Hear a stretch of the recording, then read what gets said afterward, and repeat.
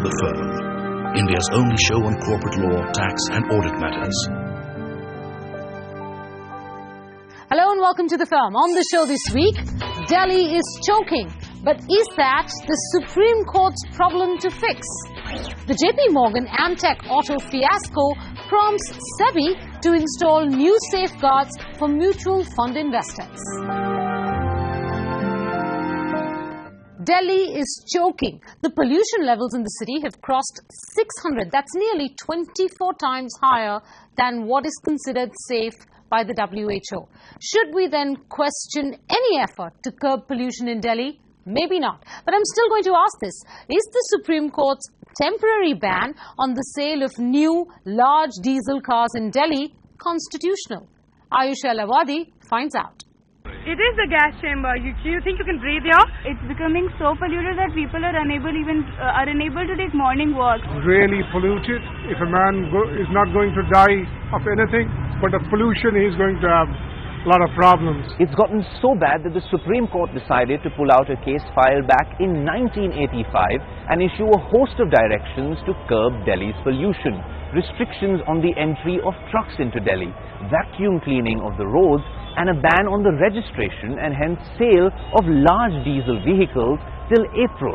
Now, restrictions and orders to the government may all be well and fine, but to ban one category of vehicle, this might be a temporary ban, but the question is it constitutional?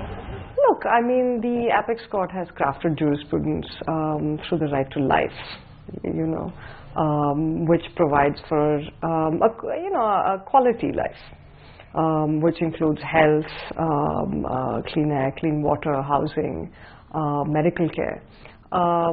So there's nothing jurisprudentially that prevents the court from following its own case law and in arriving at such an act. The question is, can the court give directions when there are specific legislations on a subject? When the law, when the statute does not restrict the registration of diesel vehicles, can the court, even while acting under Article 32, can it pass such a restriction? As I said, there are serious questions to be asked about the scope and exercise of that jurisdiction, because you're in fact going beyond the law. You're adding a rider which the law doesn't permit. And if you go back, there's a 2002 decision of the Supreme Court.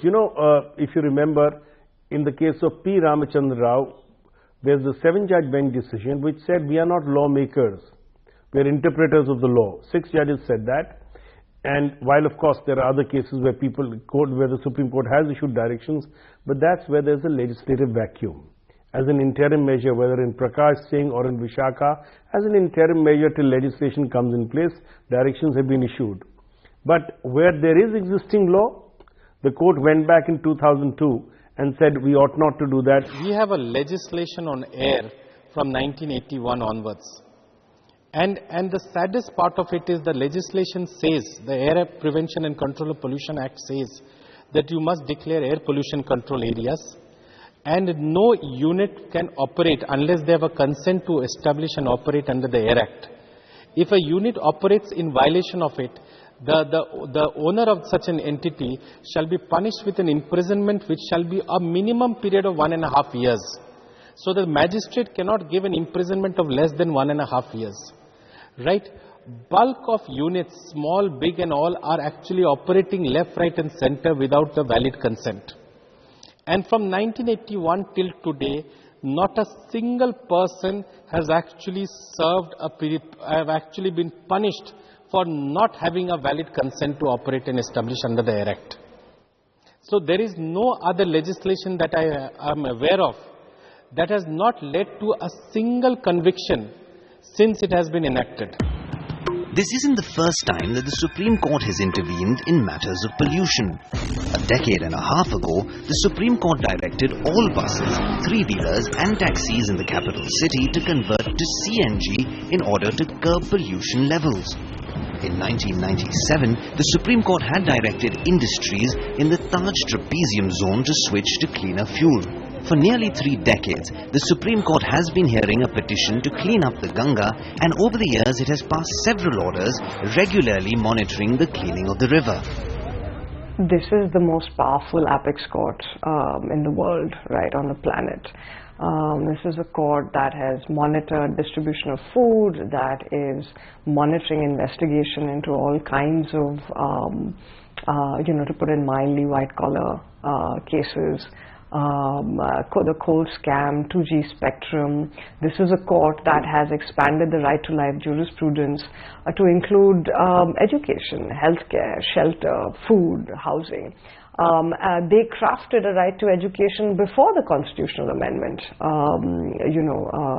So this has been the jurisprudential arc of this court over the last, I would say, 3 decades. Culminating in the last decade being an extraordinary time for the Supreme Court, where the court has emerged really as an arbiter, if you will, of the quality of life of Indian citizens, and an arbiter often, certainly, of issues which are conventionally thought of as policy issues, which the executive should be playing a critical role in. But I think there is a sense, both in the country and certainly in the court, that the executive is abdicating its rule. If those 13 of the 20 most polluted cities of the world, if they are all in India, it really puts a question mark on the government's performance. So therefore, it's a very sad that continuously government after government has actually kept quiet on this air pollution. The jurisdiction question may have been answered, but what about how the Supreme Court has chosen to intervene, to ban one category of vehicle and just to protect one city? That's what makes this an even more unique decision, especially since the Delhi government is already taking steps to curb Delhi's pollution. The Delhi state government has tried to innovate with an odd-even rule that has been in place since the start of the year. The rule permits vehicles with odd and even-numbered license plates to ply only on alternate days and has received a mixed response.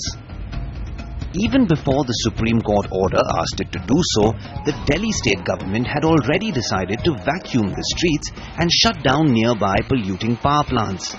But Delhi is not the only Indian city in trouble. The WHO says that India is home to 13 of the world's top 20 most polluted cities. So if banning certain diesel cars is the solution, why then did the Supreme Court not consider extending this ban to other Indian cities as well? You know, the Delhi government, Arvind Kejriwal, is fine because he has the mandate to clean up Delhi's air. But the central government has the mandate to clean up the whole of the air of India. There we find a lack of initiative, and this amount of judicial activism, unfortunately, is not going to clean up. You look at the case of Firozabad. You know, we put in what is called the Taj Trapezium Zone. TTZ was declared. You know, they moved from coal to gas-based. And today, after almost 20 years of putting regulation there, of moving from coal to gas, today Firozabad is 11th in the list of the 13 Indian cities. I think it's a fair point to say that why is all of this attention being paid to Delhi and not to the other cities, many of whom are on this, worst polluting sort of cities list, and it's a dishonor call, so to speak, roll call.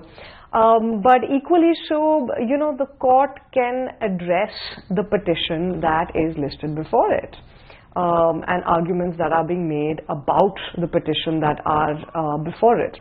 So I think it's really a question of, are the state governments taking a cue, either from some of the initiatives in Delhi or from, the Supreme Court and their orders, by saying, let's try and bring take steps to clean up the air in Raipur or in Patna or in Lucknow. And unfortunately, I don't think we're seeing that. Then there's the issue of arbitrarily banning just one category of vehicles.